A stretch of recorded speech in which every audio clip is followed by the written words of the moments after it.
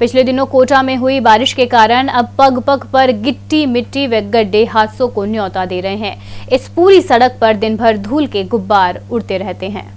गड्ढों के कारण वाहन भी खराब हो रहे हैं। इससे वाहन चालकों को खासा नुकसान उठाना पड़ रहा है। वाहन गुजरने पर दिन भर धूल के गुब्बार उड़ते रहते हैं। सड़क पर बची गिट्टी मिट्टी व गड्ढों के कारण वाहन उछलते रहते हैं। कोटा शहर की खराब सड़कों के चलते लोगों की जान भी जा रही है। 2 दिन पहले ही महावीर नगर थाना क्षेत्र में रोड खराब होने से दंपत्ति की बाइक अनबैलेंस हुई और नीचे गिर गए, जिससे इलाज के दौरान महिला की मौत हो गई। इस पूरे मामले में एडवोकेट विवेक नंदवाना से हमने बातचीत की।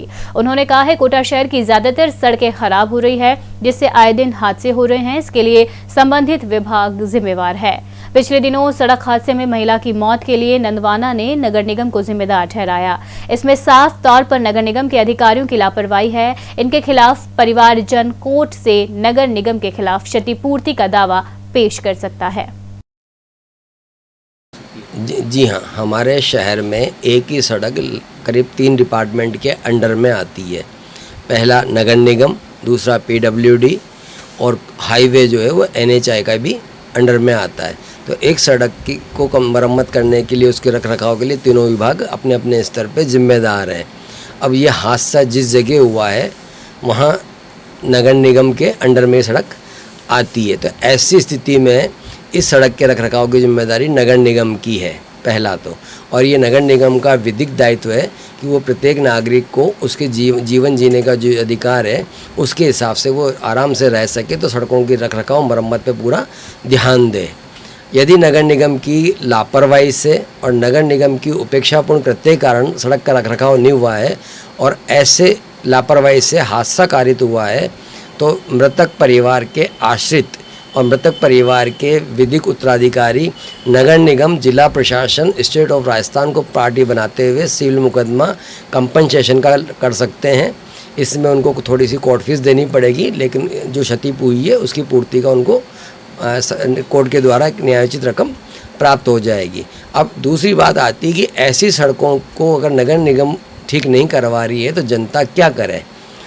कोई भी कोर्ट किसी भी सरकार डिपार्टमेंट के विधिक दायित्व की पालना के लिए प्रथमतः तो कोई आदेशित करने के लिए बाध्य नहीं होता है, लेकिन बावजूद इसके अगर जनता को लगता है तो जनता इस संबंध में हमारे कोटा में ही स्थायी लोक अदालत कार्यरत है। वहाँ पे कोई भी 2 व्यक्ति जाकर के मुकदमा बिल्कुल बगैर किसी कोर्ट फीस के सामान्य प्रक्रिया से मुकदमा लगा सकते हैं और नगर निगम के विरुद्ध इस तरह का आदेश प्राप्त कर सकते हैं कि नगर निगम ऐसी सड़कों का समय रहते हुए संधारण करे, समय रहते हुए इनकी मरम्मत करवाए।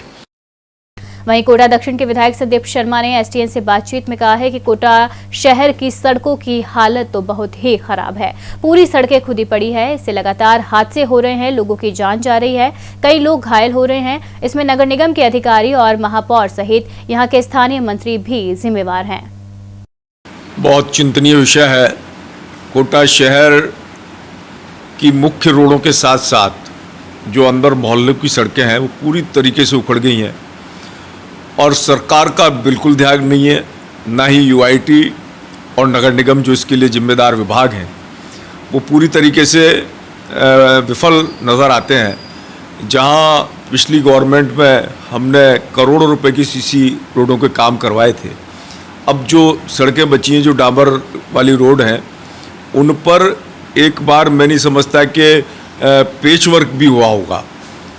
आज जिस तरीके से शहर भर में केंद्र सरकार के स्मार्ट शहर योजना के तहत पैसा खर्च करके फ्लाईओवर, अंडरब्रिज और अन्य कार्य हो रहे हैं, परंतु जो जनता जनार्दन के टच के काम हैं, जो उनकी आधारभूत मूलभूत समस्याएं हैं, चाहे वो नाली की हो, चाहे वो सीवरेज की हो अथवा सड़क की हो, हमने अभी देखा किस तरीके से लोग इन टूटी सड़कों से गिरकर घायल हो जाते हैं। अभी एक महिला को ज़बरन उस सड़क पर गिरकर मौत का शिकार होना पड़ा।